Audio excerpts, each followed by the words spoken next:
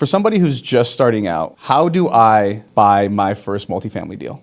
Yeah, I mean, to get into the multifamily space, you either need to bring, I call it the check equity or the sweat equity, right, to the table.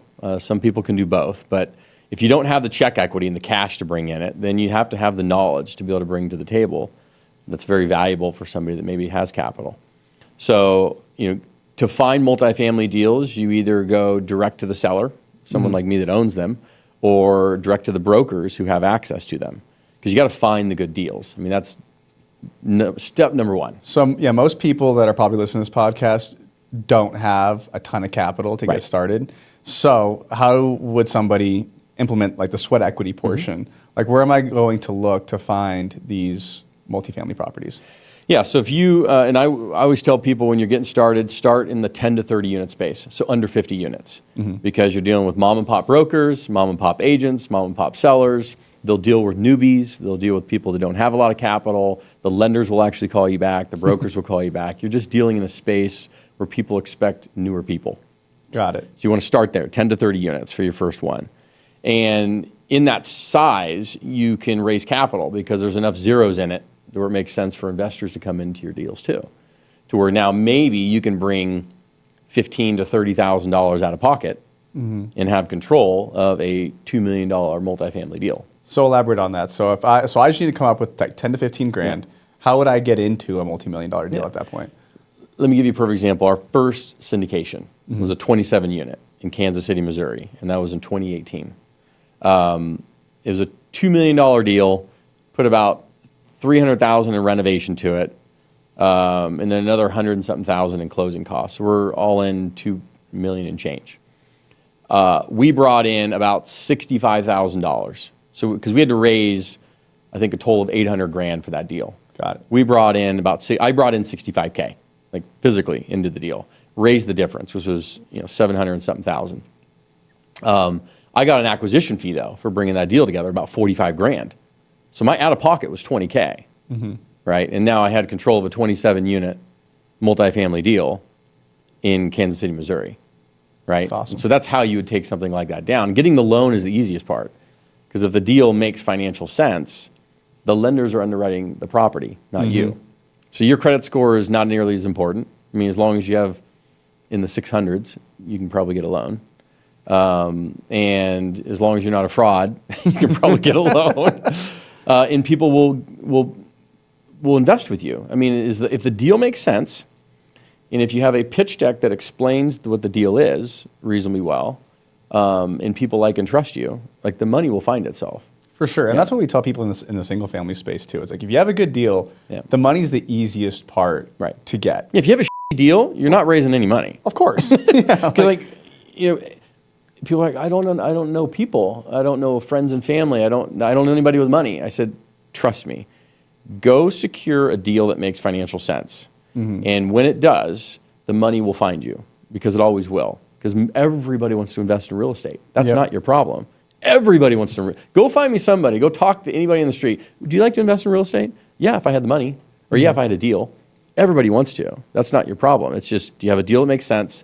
And do they like you and trust you? Yep. So step one, are there any tools or any like platforms that you guys use to like find these deals, or are we just going like straight, Zillow, multifamily type stuff? No, yeah. So we, like I said, there's two methods to find, I call it pre-market or off-market deals. Either direct to broker or direct to seller. Unless you have a ton of time and money, take the direct to seller approach out when you're starting. So go direct to broker. And how do you find these brokers? Go to Crexi.com. Go find all the deals that they're marketing on market. Okay, those ones don't make any sense. That's not the problem. They're totally overpriced. They don't make any sense. But you see who's doing deals in the marketplace that you're like. So give you an example. How did I find that 27 in Kansas City? I went on Crexi.com. I looked at properties in Kansas City. I took the top 3 brokers that were doing the most deals of the on market, called them up, said, hey, this is Justin with the Brennan Pulley Group. I'm going to be coming into Kansas City in a couple of weeks. I'm looking at some properties. I like this one. Tell me the information, the status, what's going on with it. And you do the whole kit and caboodle, song and dance. And then I did that with 2 other brokers, and I set up tours.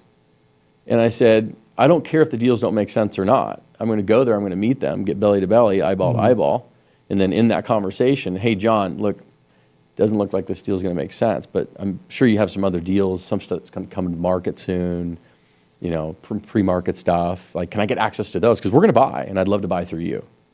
And then that's how you begin to build the rapport. And then you get into their pre-market database.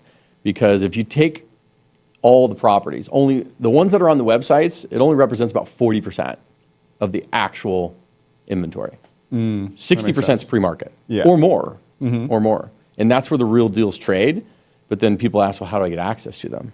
Well, you have to use the on to get to the off. So you leverage the on to get to the off, and you will get those deals.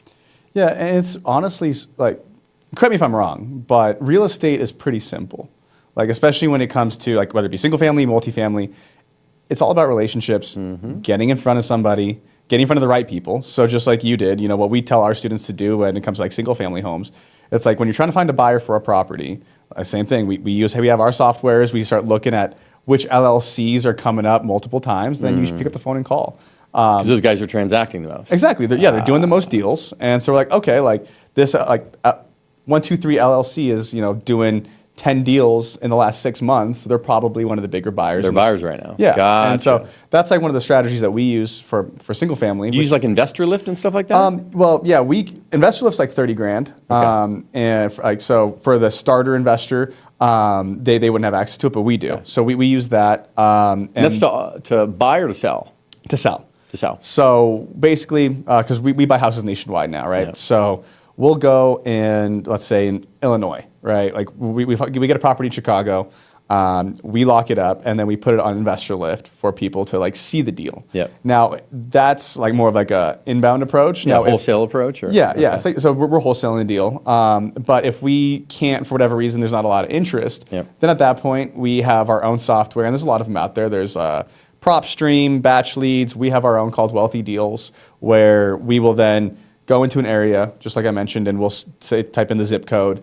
Hey, these are the top 5, 6 buyers in a zip code. And then we're going to reach out to them and go close those deals. But it also works on the front end too with like MLS acquisitions. So one of our coaches, they're called the Boakley Brothers. They just do on market stuff, right? So they just reach out to a ton of agents. Hey, same thing you were mentioning. Hey, like I like this. I see you have this house listed. This one probably doesn't make sense for us, but do you have any others? Yeah. Like we'll buy. We close quick. They're just getting on the forefront. Exactly. Yeah, just because they're going to be top of mind. So even if there's not a deal right now, you know, there will be. And as long as you are top of mind, you're going to be one of the first people they reach out to, and that's how you close the deals. So for us, I mean, it's the more people that I interview and the more people that like I talk to across various different aspects, not just in real estate, but still people to people, isn't it? Yeah, it's just people to people.